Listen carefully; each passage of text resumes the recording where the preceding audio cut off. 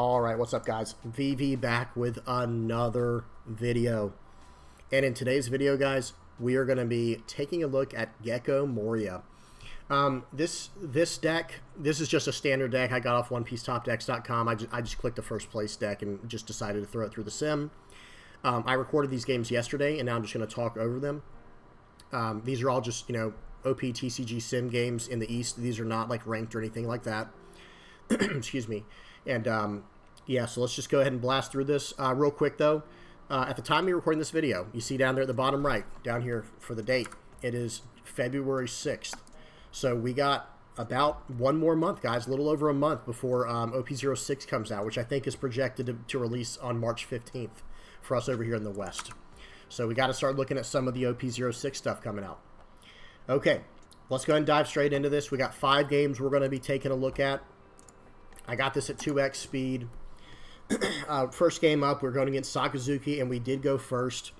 I do like going first with Gecko Moria because we can get out our forecast right on turn 2, no matter what. If we go first or second, we can get out a forecast card. Now, I did not get Sindri in my opening hand. You see the Sindri down there in the bottom left? That came on my first draw, so unfortunately I could not do that on turn 1. And yes, I do think that is a fairly strong play on turn 1, and against probably most matchups, you might want to start with that. Maybe not. It depends on what you have in your hand, obviously. If you have, like, 2 more 2K counters in hand, then maybe you want to use it. But if you're going against, like, a Yamato where they're going to try to double attack you, you might want to hold back on it. Okay. So swing 6 with Absalon, swing 6 with Gecko Moria, play out Perona, make them trash a card from hand, and 6 is coming in sideways here. And is he going to 1K counter out of this? Probably. Yep, Sabo's out of that. Now, one thing I will say, too, with the Perona play there, it's not necessarily the best play against Sakazuki because they do have Hina to trash. However, it's, it is still making them trash a card from hand, and they're not replacing it with their leader effect.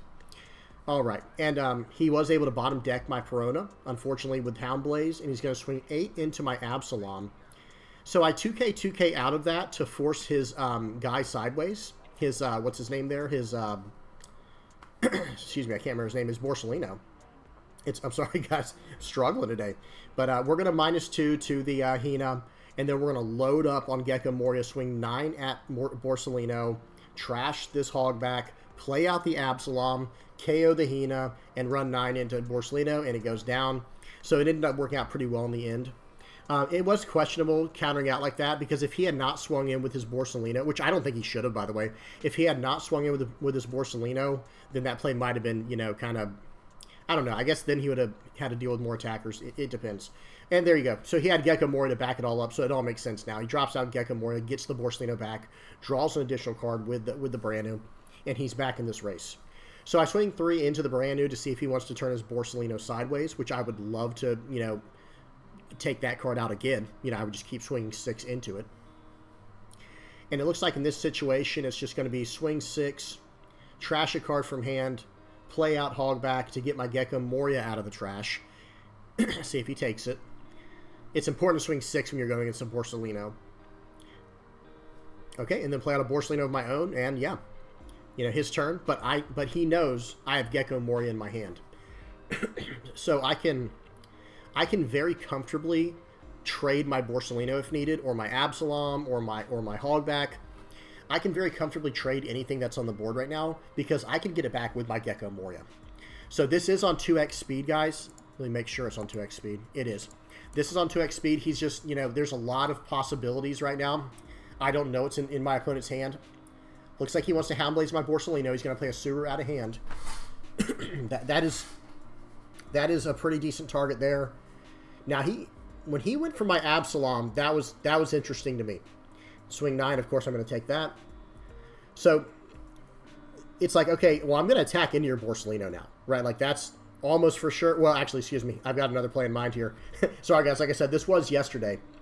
So, Lucci here, massive. Prioritize playing the what's her name? The Suru first, so you get the -2 on the Gecko, and that was able to KO a 7-cost Borsellino and an 8-cost Gecko Moria. Now, I have a Gecko Moria and a 6K on the board. Now, he can get aggressive here, which might be the right call. I don't remember how this game goes. Like I said, this was yesterday that I recorded these. But going aggressive here is probably his best call because I have no blockers. I have no blockers. And honestly, okay, it looks like he's going to go 7.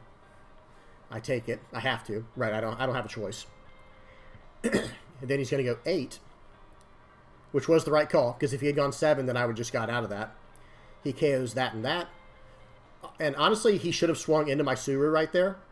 Like with his Suru, he should have swung into my Suru. That would have been the right call. Because now, look, you have no cards in hand. Well, 5 at life, 8 at life, and 11 at life. So that play mistake actually cost him the game, not KO or not attacking my Suru with his Suru. Now, I could have come back from that in different ways, of course, or tried to, right? I could have established my Sabo, or yeah, there were a lot of other options I could have done from there. But still, the point is, he still should have taken out my my Suru. Okay, let me go to the next game. Next game is going to be against Yamato. Let me make sure it's on. Let me hit play. And 2x speed.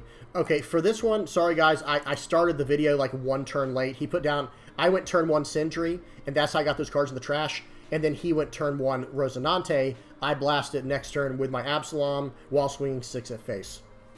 Okay, and again, that's kind of risky because now he can just smash it in my face and make me trash 2 cards. Or not trash 2, but you know, lose 2 life. And this ends up, if I remember correctly, yeah, I'd say this was the worst case scenario where he made me trash 2 of the cards for my life. Like, that Nami card, that card is brutal, guys. That card is absolutely brutal. I got insanely punished there, and that's what I was saying about playing Sindri first. Not necessarily the best idea. Not necessarily the best idea. Okay. So I'm going to swing 5 at life. I'm just kind of pressuring him right now. Now, I still want to get rid of the Nami. I want to keep full on board control. And he's going to swing 7. He's going to take this. Let's see if he has a trigger. Waiting on him. Nope, no trigger. And it's his turn. So, again, I only have 2k counter. And I don't care if he swings into my life, if he's going to like dump all of his Dawn into his leader. Because my board control is so overwhelming. And one thing I think a lot of people should not be scared of is taking hits from Yamato. Because remember, you are drawing 2 cards from it, unless they have the Nami punish, like what just happened there. That's worst case scenario, and it's still not the end of the world, especially in a Gecko Moria deck, because those cards go to my trash. So if it's a card that I need, I will be able to fish it back with Gecko Moria. You know what I mean? So very good stuff there. I still would rather not go to my trash. I'd still rather draw the card, but yeah. So swing 7 into my Absalom. I can't defend it, and I'm not worried about defending it anyway. He gets a Holy from the... He did not draw the Holy from Ohm, but he did have one in hand. Excuse me. So he has 5 cards in hand. I'm really considering dropping this Perona on him. We'll see what I do here. Again, there's always a lot of options when you're having to deal with your trash and with what's on the board. I'm like, okay, what do I do? All right, I'm just going to do this, and I'm just going to get my my Absalom back. This was a tough decision. I don't know if this was the right call or not. It probably was, because just try to get more and more board control, and then just swing 5, swing 5. The only thing I think I should have done differently was swing 5 with Sindri first, then Absalom, then do what I just did. I think I just did it out of order. The sequencing was off. And that's the good part about playing on the sim, right? Is you're learning how to do things properly. You know what I mean? You're learning, like, okay, I messed up on the sequencing there, so I should have done this. So there are some perks. There's a lot of perks to playing on the sim, right? First of all, you get every card for free. Second of all, you get to play at your house in the comfort of your own home. And third, you get to, play test new decks out and try out new things. So I'm looking at his trash here. It's always good to take a look at your trash, your opponent's trash. Do things like count how many 2K counters your opponent has. Right? Like in this case, he hasn't put any 2K counters in his trash. But last turn, he used a 0-cost event to get out of a 5K attack. So in my head, I'm thinking, okay, he only has gas in hand. He has pretty much no counter power, right? Or potentially, like he could be trying to sell that, and maybe he just drew it or something. But the fact that he used a 0-cost 3K counter, trashing a card from hand with it, to get out of a 5K attack, that's a big sell. That's a big tell. Okay, so I think he wanted to play Hody Jones there. He has 7 Dawn left. He has a Holy Attack, and I have 3 life.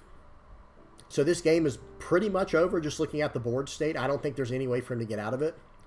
And excuse me, again, I think that's what he was trying to do. There was Hody Jones and try to sneak one out. Yeah. because then he could have loaded up 2 onto his Holy with the leader effect and swung 7, swung 8. But he did not connect with his Yamato, so it doesn't matter. Okay, so instead try to clean up the board. That's the right call, but that's not the issue. The issue is you have no blocker and you have no life. So I'm going to put 9 on Gecko, and that's that. There's no way out of this. Even if all the cards in his hand were 2Ks, it wouldn't have mattered. Okay, because I could only got him to, I think it was 13. Okay, next game. Next up, we have a Perona game. This leader looks very interesting. I will probably be trying this at some point. Oh, let me 2x speed it. There we go. Okay, so start off with the Sindri this time, going first. And there's nothing I want to trash from hand. I don't want to get the hog back. Back. Sorry, that sounds weird, but you know what I mean. I'd rather just put pressure on. If you want to attack my Sindri, then it works like a 2K counter anyway. He swings 7 at life. I'll take it. Plays out a baby 5, draws a card, and my turn. So I've got 5 Dawn.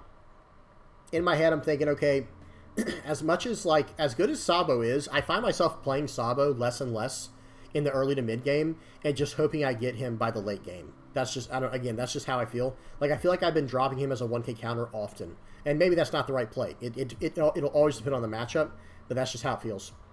Okay, so that was really nice. He attacks into my Sindri. Brook can trash a card, so that actually trashed my Borsalino because it's not a KO effect.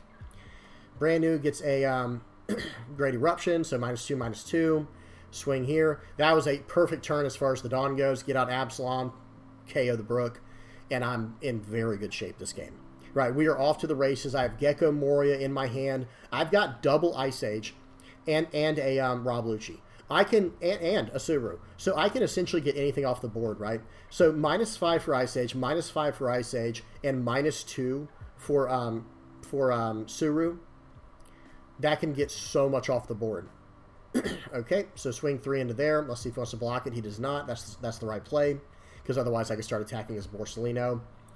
So I swing 5 here. He does end up blocking out of it, which is the right play. Okay, I'm checking my trash real quick. I think I'm seeing what I want to get back with Gecko Moria. And I will say this, man. I think in my previous video I was talking about, I think it was my Purple Yellow Croc video I was doing, where I was talking about how sometimes it's not the right play to just drop your best card down, like, in this case, Gecko Moria. But, man, Gecko Moria is so strong. I think sometimes it is the right play. It might always be the right play to just drop Gecko Moria down when you have the chance. Okay, so he swings to 9K into my Borsalino, and he has 10 Dawn active. So I'm thinking, okay, he actually wants to drop down his 10-cost Doflamingo. So I'm like, no, you're not going to get a free 10-cost Doflamingo. That's not happening.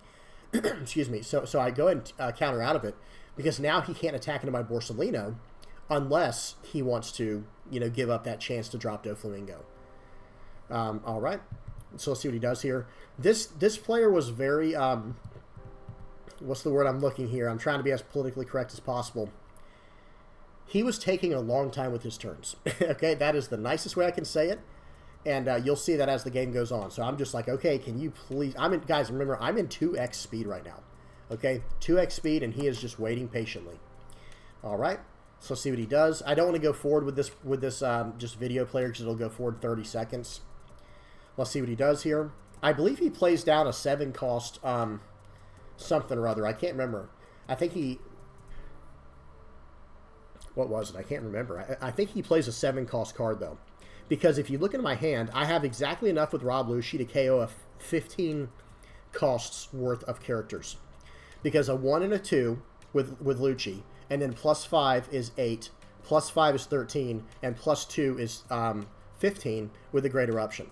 So that's an easy way to do the math. Like, okay, can I take out these characters? Well, all you have to do is add up their cost. So if he has a 7 drop down and an 8 cost down, that's 15 costs altogether. Okay, well, how can I do the math on that? Oh, and then I just leave. I'm sorry. So so the guy just ended up not doing anything. But my point was, whatever he dropped there was not going to survive. So sorry about that, guys. That one was just a total, where he just left. Okay, next up we got Yamato, and then we have one more after this. We've got a 2x speed. Excuse me. Yamato is still, okay, how do I say this? I think for decks that run black or even yellow, I'm just not really concerned about losing life to her double attack unless it has Banish. That's the only time I'm actually concerned about her getting the double attack off. Okay, so I go ahead and blast out a Perona, making him trash a card, and I take out his Searcher, the Momonosuke, and then he's going to swing 7 at me. I go ahead and counter out. Not sure if that was the right call or not, like I said, because I could have just taken it. But at the same time, I don't want to... Oh, that's right. This game I try to play where I don't let him have any of his Akikanojo triggers from life. That can his leader effect in Akikanojo's can only come down from life or use leader's effect if you have 3 or less life cards. So I try to play around that this entire game to the best of my ability. He plays a Momonosuke, the 5-cost version, and then he's going to swing for 5 at life. I'm like, okay, well, let's just give you a 2K here because I'm probably going to drop Sabo next turn. He does not. He plays out the 1-cost Momonosuke. Okay, and I don't know what I didn't see what I just did there. I think I was checking my trash. So swing 5. I'm just eating up his hand here. Swing 5. Swing 5. I don't think I used leader effect. Yep. Play out Sabo, trash the 2 1Ks. So now I have a blocker and 2 2Ks in my hand. I'm feeling very safe. I'm feeling very comfortable. Okay, he plays out Momonosuke. He switches out a card from his life with the Hiyori. Plays out another Momonosuke. So he's just searching up a storm right now. And again, I'm not super concerned. I think I do know that one of the cards in his life is Kikanojo. Like, I think I read it on the left. I could be wrong about that. I can't quite remember. So he swings in, and I just counter out. I'm like, nope, I'm not going to give you my 3 life in this game, just to see if I can pull it off. It ended up being pretty good. Okay. So we got a Perona. We have 1 Perona in hand, and they don't have 5 or more cards in hand. So there's not much we can do. So I'm just going to do my best to eat up his board here. And I think... Yeah, I'm thinking of something. I'm like, in my head, I'm thinking, okay, I'll trash this, go hog back to get my Gecko Moria. Okay, that's what it was. Honestly, I can't remember what I did here. So I get out my Gecko Moria for next turn. That was the idea there. Okay, now I just smash into this, and I'm no longer concerned about going down. Now I want to draw cards from my life. Right now, I'm at a point where it's like, okay, yes, please let me draw cards from my life. Okay, excuse me. So he gets, of course, he gets the Nami, trashes 2 cards, trashes a Borsellino and a, what's his name, Hogback. But again, I'm not too concerned right now. And plus, if he wants to swing into my guy, I could potentially just win the game next turn. Like, if he wants to swing 5 into my dude with his Momonosuke, I can pretty much just go for a game next turn by going like 7, 8, 9 or something like that. I didn't do the exact math, I'm just saying. But instead, you know, right here, it's just going to be, okay, I think right here I go swing 5, swing 5, swing 7, and just play out the Gecko Moria. Oh, 6. Yep. It was swing 5 at life, swing 6 at him, swing 6 at him. That's what it was, which makes a lot more sense. Thinking about it now, it's like, yeah, that made way more sense. Okay, and then I'm just going to snag back this guy, the Absalom and the brand new, because I want to get rid of that Onami. I don't want him to have more than 1 attacking target, realistically. Because, yes, he has Hiyori, but what is that going to do? You see what I mean? Like, that's just not going to do much.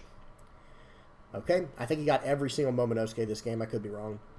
Kawamatsu, that's a 3-cost 5K from OP06. Excuse me. He has the Akikanojo trigger effect where he can come into play. I'm like, yeah, you can have my brand new. I'm not going to block that. And here, he is in a very bad spot, right? Like, if he... Okay, you can have that. Obviously, I can't defend that. But it's like, okay, are you going to be able to get out of these attacks right here? So swing 5. Now I can just math him out of the game. He doesn't counter out of that. He gets the Kikanojo. It's like, well, then I'm going to keep going 5 if you're going to play that. And that's game, right? There's just no way out of it. Cool. And he had a Yamato and some 2K counter in hand. Very nice. And then it looks like I had a Great Eruption, a Suru, and a Gecko Moria in my life. Okay, last game, guys. Another Sakazuki. Let me get this up to 2x speed. I'm a big fan of this Gecko Moria deck. I was not a huge fan of Sakazuki, which is really crazy coming from me because, like, Navy is what got me into this game. Like, I really love the Navy cards. But when they put it in with the blue... Okay, this is going to sound petty, and you guys tell me what y'all think of this in the comment section below because I really want to know what y'all think. Do you guys feel like blue-black Sakazuki should have been blue-black Kuzan? Like leader being Kuzan? I feel like that would have made so much more sense. I don't know. Maybe I'm crazy, but I just feel like, I don't know. Then I might have actually liked it for some reason. Because, like, when I think of Sakazuki, I feel like they should have made a black-red Sakazuki, a black-blue Kuzan, and a black-yellow Borsalino. I get it. Maybe that's kind of corny with the color combinations, but still. Okay, anyway, back to the game. Sorry, guys. I love playing out Perona. It's one of my favorite new cards in the game. It's a 2K counter. It's a 4 cost 5K, and it makes him trash a card from hand. It's just so good. And eventually what I want to do is get a deck running, excuse me, that is going to have access to that new event that makes your opponent trash a card. Negative Hollow, I think it's called. Okay, back to the game. So Rob Lucci's going to eat up my board there. I'm going to lose my Perona and my Sindri, but I can get those cards out of the trash no problem if I need them. You know, that's if I even need them. Excuse me. So right here, I swing 7 at Kuzan. Go ahead, grab back a Hog back, put 2 cards back, and I'll grab a 2K counter from my trash. Hog back is so massive when it comes to, first of all, you're establishing a 4 cost 5K. And second of all, you're getting cards back. You know, he's actually drawing you a card. And he's a 1K counter, so he has like a lot of utility. Hogback's a very powerful card. Okay, and he can also get back Gecko Morias if you need those later in the game. Alright, so he plays out a Rebecca. He's going to throw out the Hina. Looks like he's going to get rid of my my Hogback. Okay, I'm not going to let him have my Borsalino that easily. Swings 5 at life. I take that. He's got 4 down. It looks like he's probably going to play out like another Lucci. Yeah, 4 cost Lucci to take out my Hogback. Excuse me. And next turn I'll be at 9 Dawn. So I will be able to do some stuff here. I think this turn takes me a little bit. I can't remember exactly, but I have a lot of options. Yeah, I've got a lot of 2K counters where I can play pretty aggressively. I really want to play Gecko Moria because it generates so much momentum. And it just seems like I don't have much of another play anyway. So I think I go 5 into Hina, 6 into Lucci here. I could be wrong. And again, I think I did it in the wrong order.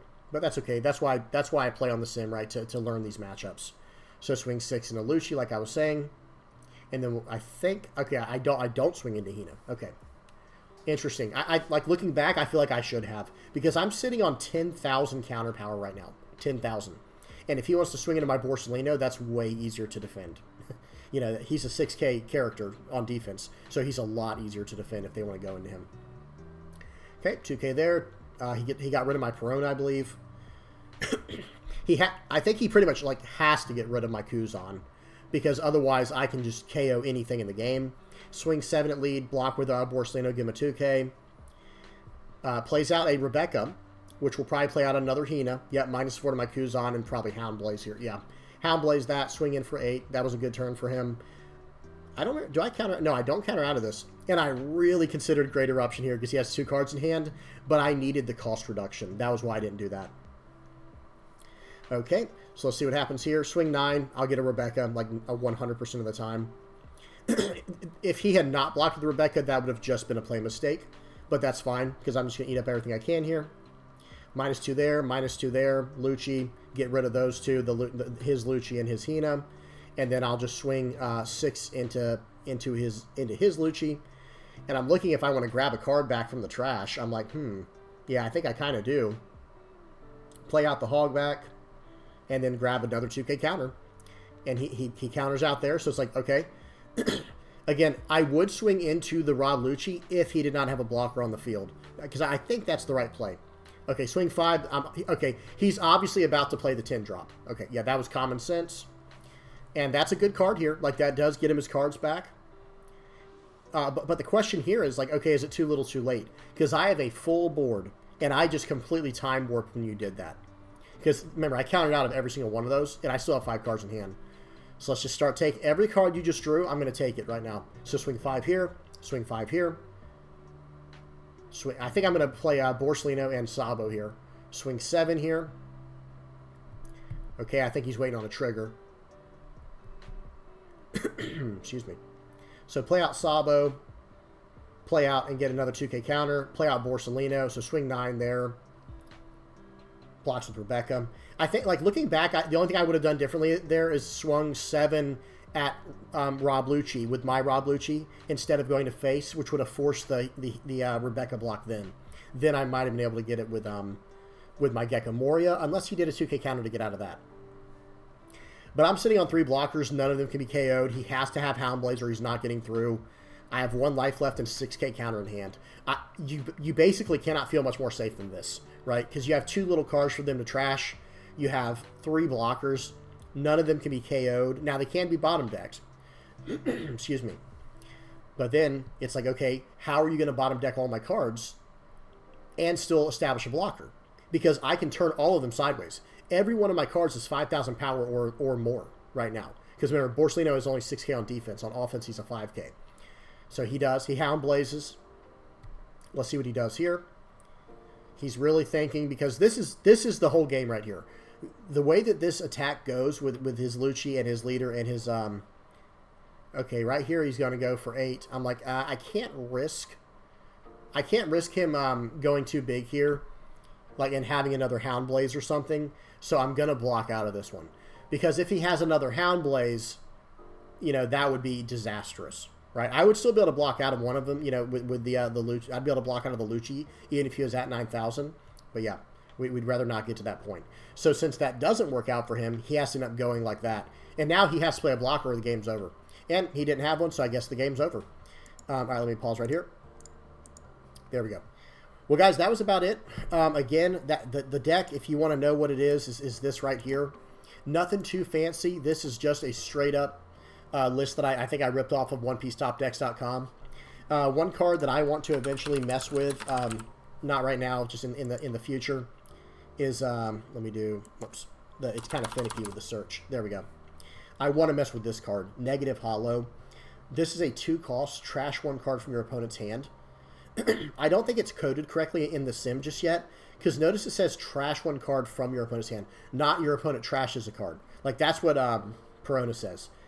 Your opponent discards 1 from hand, or however it's worded. Negative Hollow is worded like Isho. I'll show you that real quick. If your opponent has 6 or more cards in their hand, trash 2 cards from your opponent's hand. Not they discard a card, you trash 2 from their hand. Okay, and someone correct me if I'm wrong with that, but I'm pretty sure that's how that works. And that's what I want to do going forward, is I want to start messing with this card, because I love attacking my opponent's hand. I even want to put 8-cost Ishos in the deck, but it's hard to justify that when you already have Gecko and Moria. Like, that's your 8-cost slot, you know. Well, anyway, that's about it, guys. If you have any comments or questions, please don't hesitate to put them in the comment section below. If I missed anything, y'all tell me. Y'all help me out. Y'all know the routine. Thank you guys for watching. Please don't forget to like and subscribe. Until next time, guys. Peace.